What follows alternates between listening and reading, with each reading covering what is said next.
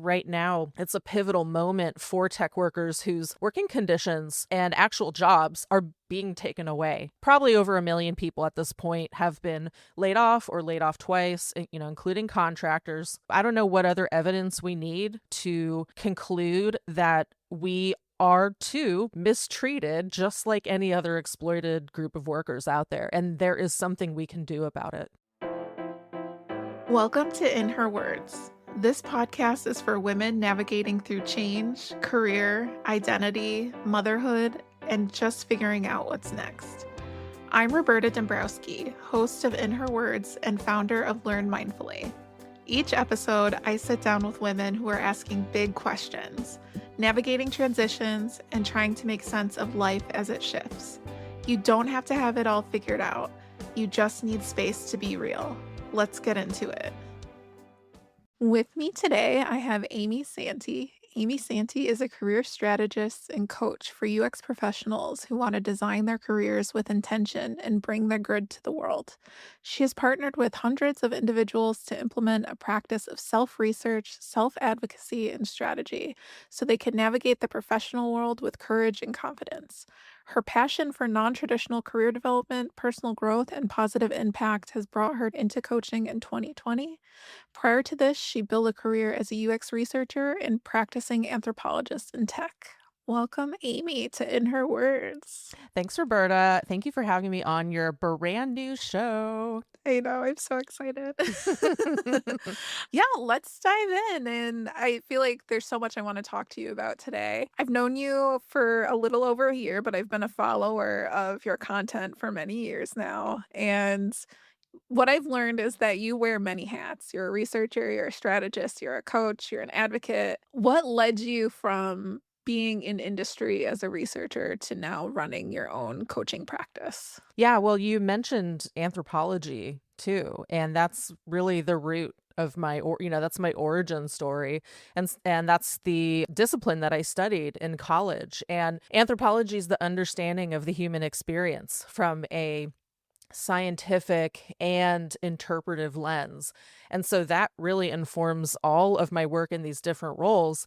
Yes, I went from anthropology into doing user experience within corporations, all kinds of different products and services companies.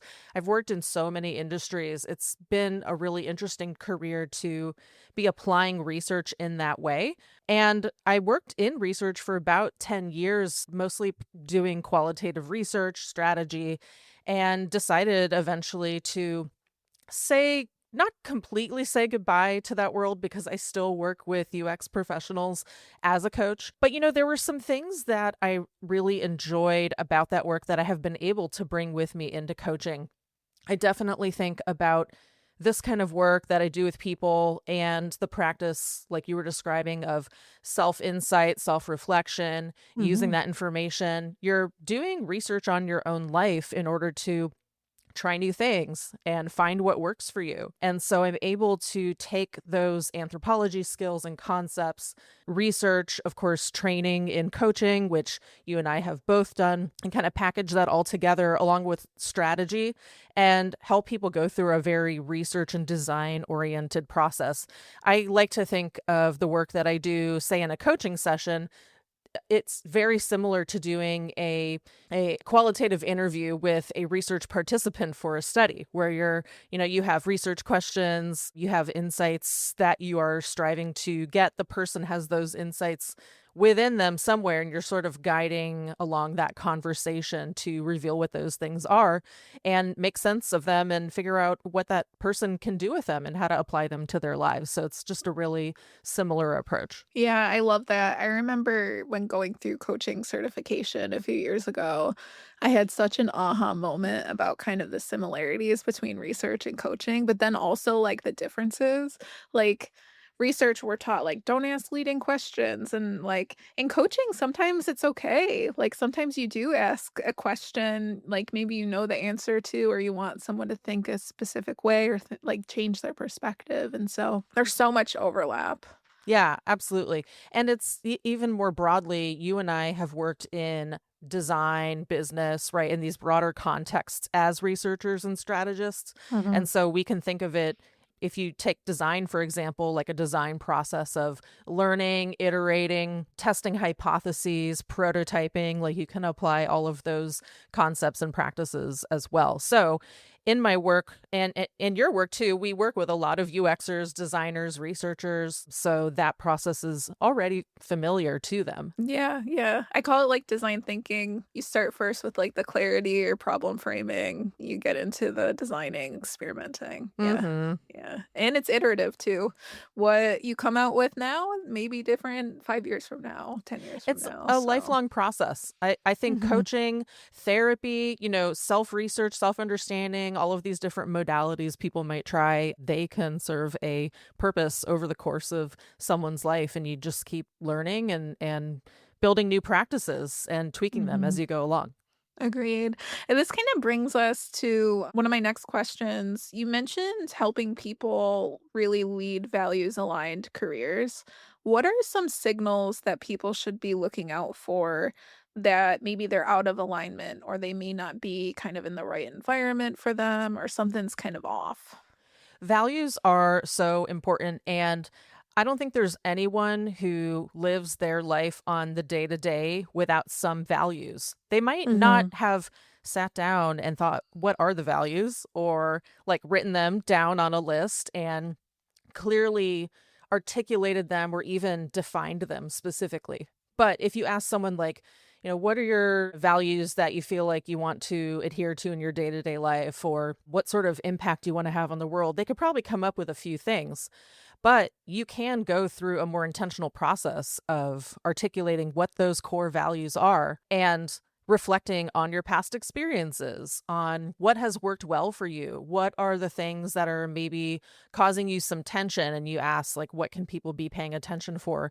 And that's typically what I see with my clients who are having some kind of tension or frustration, or something doesn't feel right. It could be something small, it could be something really big. It does go back to your values a lot of the time. And there can be a tension or friction between the things that you care about and the things that your workplace cares about, or the people around you. Maybe there are some differences there that make the current situation at work, in your family, in your life not sustainable for you. And so it goes back to research, right? Look for the data, make observations, use different methodologies, and pay attention to how is this making me feel? How is it preventing me from achieving my goals? Really being in tune with your emotions, which is not something that everyone is practiced at either in our society. Our emotions, our bodies, all of that. As you know, your practice is very much based in mindfulness. So anyway, if you kind of are paying attention to that stuff and having that awareness, then you can start to identify like what is causing this tension or friction in my life. And there's always going to be some correlation or causation between those things, your core values, and the outcomes that you're looking for. I agree. Yeah, that's beautifully stated. My favorite kind of question and emotion to go on when it comes to values is usually anger. And because Yeah. that's a prime one that a lot of people have been feeling. Like if we think about just the state of the world or even like the state of UX research or the UX space, people are pissed off. And it's because of a value is usually being stepped over in some way or something that's important to you is not being respected in some way. Absolutely. I see so much of that. I know that about my own experience. I know that you have had experiences like that too. And, you asked me earlier to share more about my path from research into coaching. And that is one of the main reasons that I made that shift. I was working in corporate. It was 2018, my last corporate job ever. In fact, that was my last moment of being employed by someone else in 2018. And I was having a lot of really negative experiences and challenges with existing inside of a very bureaucratic, hierarchical, non-democratic organization, corporation, just like most of them are, right? They can be described in that way. And so, yeah, the structure of the organization and the values that kind of puts into practice can conflict with your core values as, speaking for myself, someone who values equity, equality, collaboration, like honesty, truth, bravery, courage, caring, like all of these things that I care about for myself, but that I think help make a healthy work environment, that help people function and do their work effectively and actually enjoy coming to work. That seems like a big challenge with, I don't know, most places these days. So yeah, and that can show up in the work product too. Like if there are certain values that show up in a product, that might not jive so well with how we feel a product should be designed to solve people's problems and provide some kind of actual value in their lives. So yeah, so if you kind of like see that stuff all over the place, you have to make a decision. Is my well-being being affected enough that I need to get out of here? That decision might be really hard, but I find that the more anchored you are in your core values, the more easy it actually is for you to adhere to them and make that decision. It absolutely does. I had a similar experience when transitioning, you know this story, but I was like 10 weeks pregnant last year and I got a call from my boss at the time, middle of the day, and he asked me to, "Are you okay with taking a call at 8 p.m. or 2 a.m.?" And I said no and no. And I was gone within the next month. So I always say in those moments when you know your values, you know your boundaries, it becomes very clear what the next action should be, for better or for worse. Right. You don't want to, exactly. Yeah, you don't want to like, you want to have integrity to your values because otherwise you start to feel like not yourself. You're Yes. like living as a Yes. different person, or you're living according to other people's expectations. In our society, that can be really hard.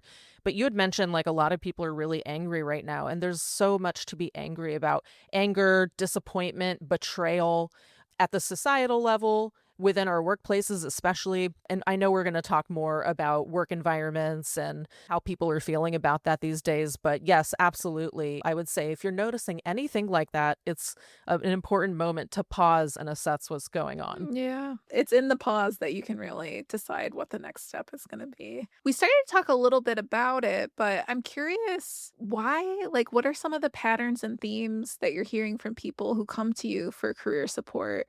We've talked a little bit about kind of the emotions, but what are they usually struggling with or how are they experiencing things? Yeah, I work with what comes down to essentially two groups of people. One group is people who are looking for a new job, and maybe they're currently employed, maybe they're not employed, maybe they've been laid off, maybe they decided to leave their company. And so they are either planning to or are in the middle of a job search. I have another group of people I work with who are not looking for a job, but they are dealing with challenges at work that come back to what we were just Yeah. describing, and those challenges having some kind of negative effect, or they're wanting to kind of prevent things like that from happening and figure out a way to navigate certain situations, certain people. Maybe they have particular goals in mind that aren't necessarily negative experience for them. It's more like, how do I kind of strategize towards the goal of a promotion, or I don't know, some other particular goal that they might have. So it's job seekers and then non-job seekers who are, navigating workplace situations. So I can give you themes for both of those. I would say for the job seekers, it's the sheer frustration of the job market today. As we know, it's been really bad for a couple of years now. And there are, in my mind, as someone who pays attention to the trends, I don't really see things improving. Since the mass layoffs started in mid 2022 and really ramped up in 2023. And at today, June 2025, I don't see any signs that the job market is going to get any better. I don't see any improvements to really like the hiring process, right? Everyone has the same complaints about hiring that we always have. And I mean, there are solutions. There are solutions to this, right? Companies could actually care more about this and implement a process that makes everyone, feel heard and seen and treated respectfully. There's just like a lack of transparency and accountability.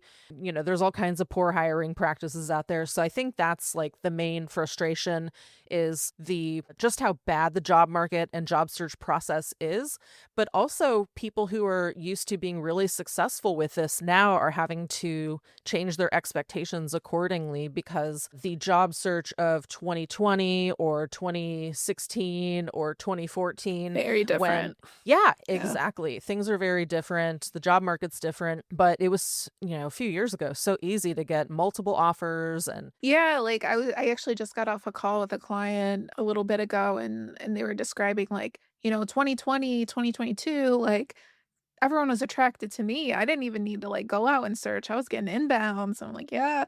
And then now they're like, oh my gosh, I have to go out and like I have no idea how to do this. Like I don't even know how to have these conversations or like even craft a message to say I'm looking. So it's a complete 180 really from what it was a few years ago. it is. And why am I, after submitting so many applications for jobs that I'm like 100% qualified for, why am I not hearing back? Like, and there's that lack of understanding of the internal workings of how hiring happens that does not help people make actually accurate conclusions about why they get a no, right? Like, there's a lot of assumptions made about that, which is not helpful. But yeah, I think people are getting less responses. Their rate of response is lower, like that ratio of job applications to responses. And then I'm sure you've seen this too. So many people going through the process and going all the way through and still not getting an offer for like a very obviously good fitting job that they would be perfect for on day one. So there's just a lot of that frustration. And I see people internalizing it and I see people not being able to make sense of why that is happening. Yeah, I agree. Transitioning a little bit, we've talked about emotions and the moment and what's currently going on. Something that I've also noticed over the last few years is kind of this tension between just personal values and UXers really caring about the customer and users, and then just capitalism and profits of our workplaces. And so I'm curious, how have you dealt with that? Like, as a small business owner, how can I'm sure you have clients who are dealing with the same things. What's your perspective on this? Yeah, well, I think that's a theme in that second group of people that I work with is feeling that tension between their values of being human-centered, caring about people, caring about the environment, not as personally interested in like profit at all costs, right? I don't think a lot of us in UX wake up and we're like, how can we squeeze out every last dollar from our customers and make whatever sacrifices we need in order to do that? I don't think that's why most of us came to UX. And so that's already going to be a fundamental challenge that we have as practitioners. And I just see it getting harder and harder to practice those values and make them show up in the things that we produce at work, how we interact with other people. So yeah, it's think about it. We go to work in places that are primarily for profit. And if we have other, I don't know, things that drive us, then that makes it really difficult on a day-to-day basis to do our jobs if our goals are different than what the organization really wants to achieve. I'm not saying that we shouldn't have goals along those lines of driving business metrics and, achieving certain things, but there I think is a threshold that people are noticing or starting to cross over where it's feeling really uncomfortable, especially as we see more enshittification of products and services where that goal is just like, that's the North Star we're all working towards and nothing else matters. And what falls into that nothing else category can be the user experience of a product and or even caring genuinely about the user of a product. So I do see that. I think that it is, look, we don't have a lot of options for jobs in this world, right? And what I mean by that is there's not a ton of jobs that pay a good amount of money.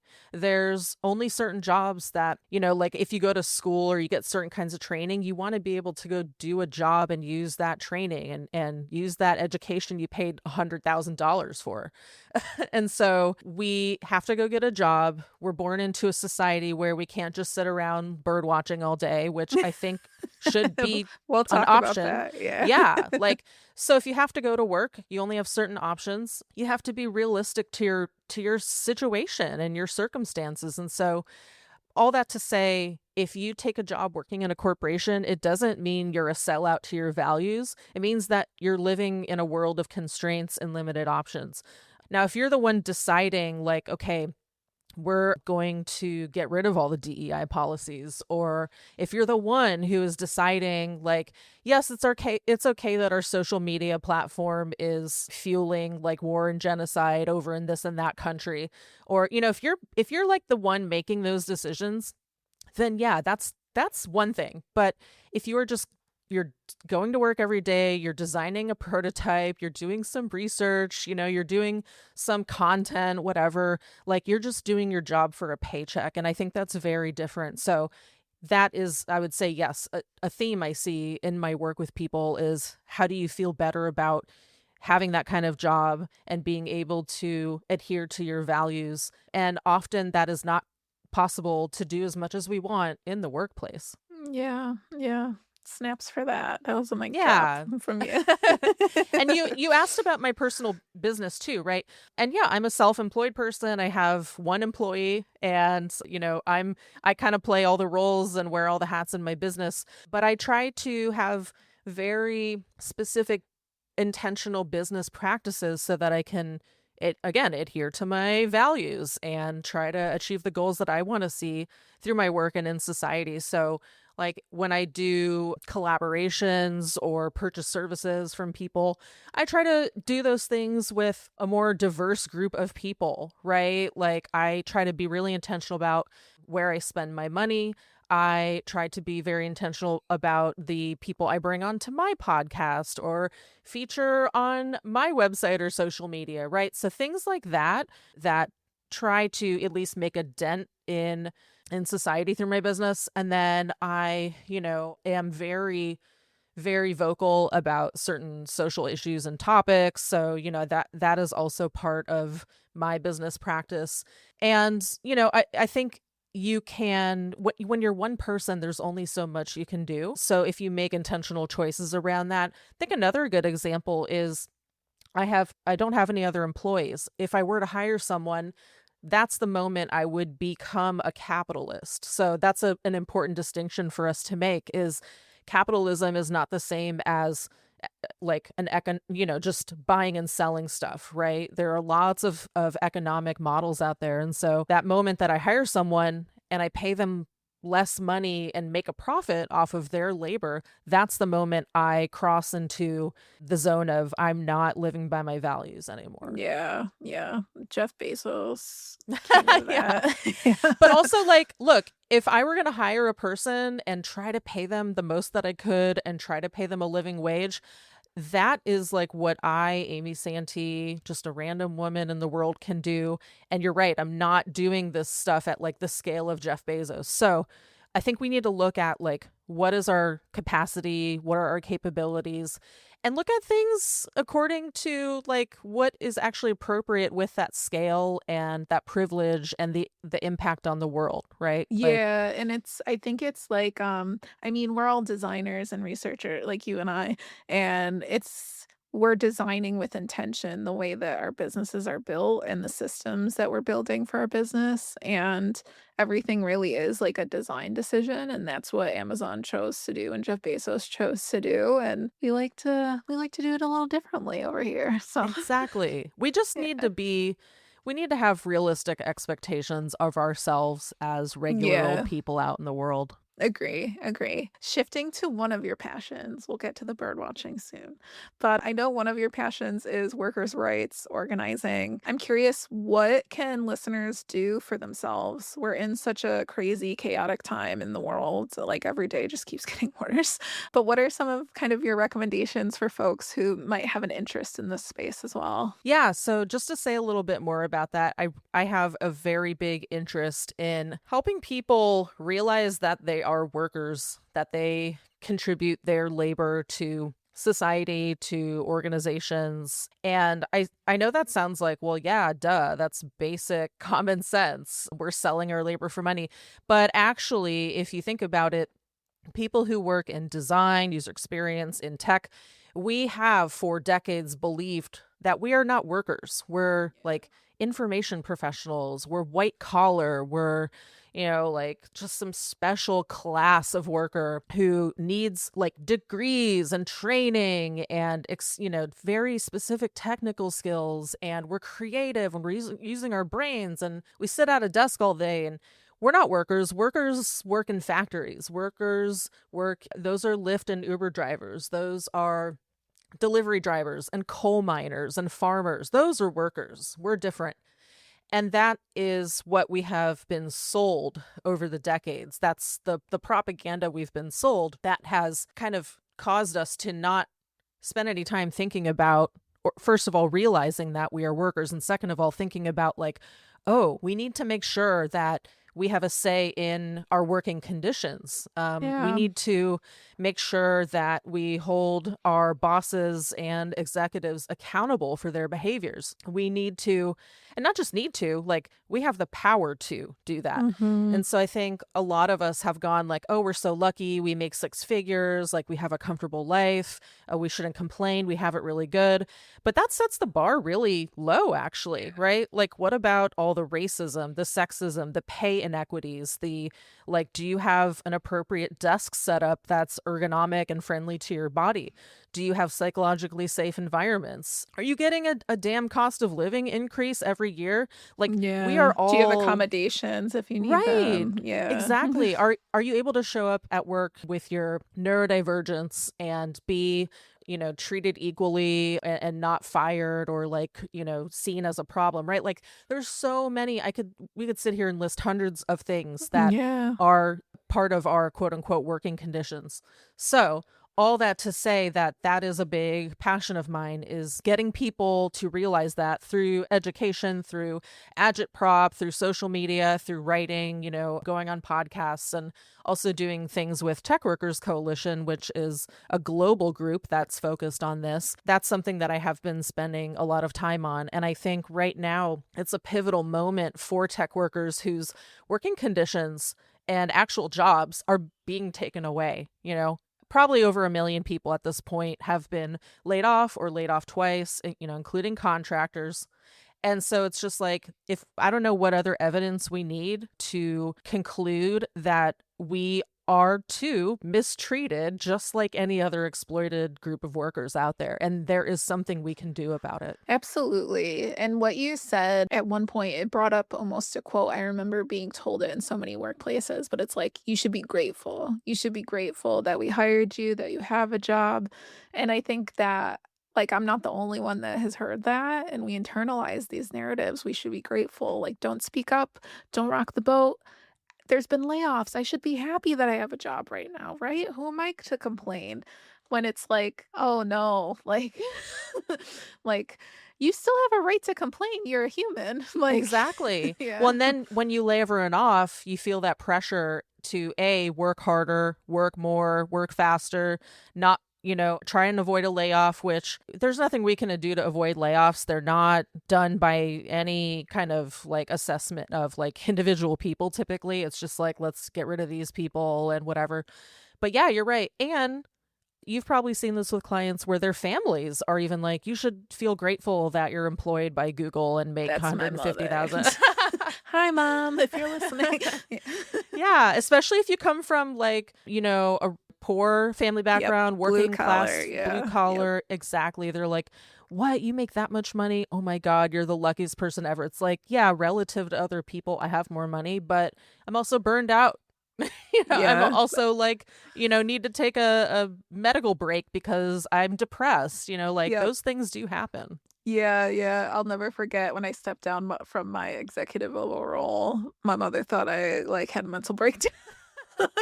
She was like, "What do you mean? Like, I don't understand." And then when I painted the actual health implications of what was going on, she was like, "Oh, okay." It's like, got to tell the story to the how the people can hear it. So that Yeah. resonated with her a bit more. We got to So, flip these narratives for ourselves yeah. and for society at large.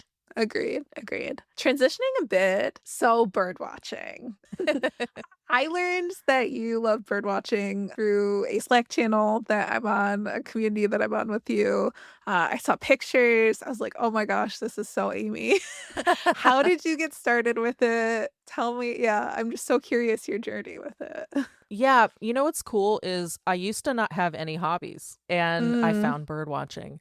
And I say that because I was always so focused singularly on school and work and my yeah, professional yeah. identity. And a lot of things changed and a lot of good things came out of leaving that last job Uh-huh. and, opening up my life to other possibilities. And in 2019, I got just a backyard bird feeder with seed, and birds started showing up. And that was sort of my first like step into bird watching, was starting to pay attention to what was around me even more. And I've always like had a love for birds, a fascination. My first tattoo was a seagull, and Oh, like wow. it's just something I've always really loved about nature and found really fascinating, but I never like brought it to me as a thing to do in my life, to become a part of my actual life on purpose. And so eventually from there, I got some introductory amateur binoculars, and then I eventually upgraded to like really good binoculars. You kind of go in that direction.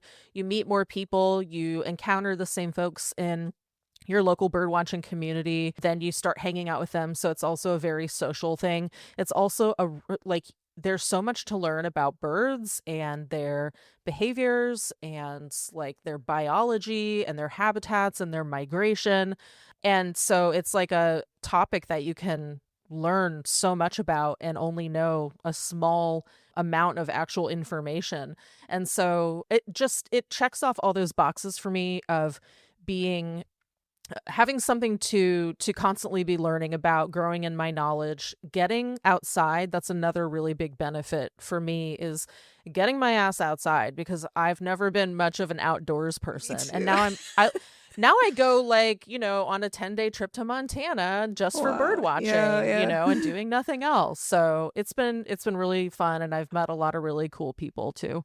That's so cool. It sounds like it kind of started out of curiosity and learning things, and then it's transformed into being out in nature and relationships and meeting other people. So, Exactly. And like, yeah. what other things could we possibly ask for out of a hobby, right? Yeah. Like Yeah. that's what you need, especially these days. So yeah, it's been really fun. And if you come to Portland, we'll have to go bird watching. Yes, I will. I've been talking about going to Portland for literally like probably 6 years. At one point I thought I was going to move there because I was like, there's so many tiny homes. All the homes are I'm obsessed with like craftsman style homes, and that's Uh-huh. literally all Portland is. There's a And lot then of cool houses here, yeah. a lot of good food. But yeah, and we just have to meet at some point in the We future, do. We obviously. really do. Yeah. I love what you said about getting outside in nature as well. I find that it's a really good reset for your nervous system. And over the years, gardening has kind of turned that. That's my hobby now. And Mhm. like, I always said my like third career, probably 10th career at this point, will be like having a garden or like flower shop or something like that, just because I love Yeah. flowers. So, Honestly, yeah. I think that's the dream of tech workers now, is to do a job, right? Like do a job that has nothing to do with computers, and like get outside, be an arborist, be a Yep. gardener, open up a coffee shop. Like I don't know, like people really are dreaming of these kinds of things. Yeah. The challenge is like, how can you make a sustainable income? And that's of course very important these days. Some people can make that switch, and then other people like you and I probably both do this, which is like each person is different, their situation's different. How can we help them kind of craft their own mosaic that will help provide a more complete and contentful life as much as they can within their means, within their situation. Yeah, because I find too when it comes back to values. If you're not honoring your value, like maybe one of it's like getting out in nature, free time, or something like that. What we tend to do is we kind of over index and they're like, I want to be a gardener, I want to be a farmer. And that may not financially be possible for everyone. And so it's like, how can you incorporate a small little part of that into your life every day or maybe every week? For me, I don't think my knees can take gardening. Like my body wasn't what it was what it used to be. So Yep. yeah. Yep. We're both entering that like middle age phase of our Oh yeah. lives. And Yeah. I mean, yeah, it sounds like we're both making discoveries and comparisons to the past. Yeah, yeah. My father actually told me a few weeks ago. He was like, "Oh, when you get old, like, because you've had so many injuries, it's not looking good for you." And I was like, "Oh, thanks." Wow. Thanks, Dad. So, yeah. Transitioning back to bird watching, have you watched The Residents at all? I think I might have slacked you about it. No, it's still on my list. You will love it. You will love it. But it made me really aware of what you were talking about of learning all the facts around bird watching. The lead character has like her little notebook and she's checking things off. And there's some detective work in there too. So I think your inner researcher might like it. It's true. It's true. You're always putting together all the pieces of info, and like eventually you get knowledgeable enough where you can see a bird so far away, you could barely see it, but just based on how it flies, you know what it Oh is wow. versus seeing the color of it, right? Yeah, yeah. Or like you can show up in some habitat and go, okay, I expect to see these 5 birds just because I know they tend to be in this certain kind of habitat at Mm-hmm. this certain time of year. So it's just fun, and I do impress myself with my knowledge sometimes. Always. I love that. So one last question before we have to start to wrap up, but are there any books or podcasts that have changed how you're thinking about things or maybe resonate with you? Yeah, we've been talking about career changes and career transitions, and there is a book that is really useful, very well written on this particular topic. The book is called Working Identity, and it is by Herminia Ibarra. I don't know if that's the correct pronunciation of her name, Herminia Ibarra. And it's basically this idea that really relates to what we were just saying earlier about careers and your life being like a research and design process. And the idea is that you explore is just as much as you need to in order to collect enough data about different possibilities you're considering. And one of the examples in the book is someone who was some kind of working professional and they wanted to make a big change and do something different, and they were like, oh, maybe I should be like a winemaker. So like have a whole winery and do the whole thing.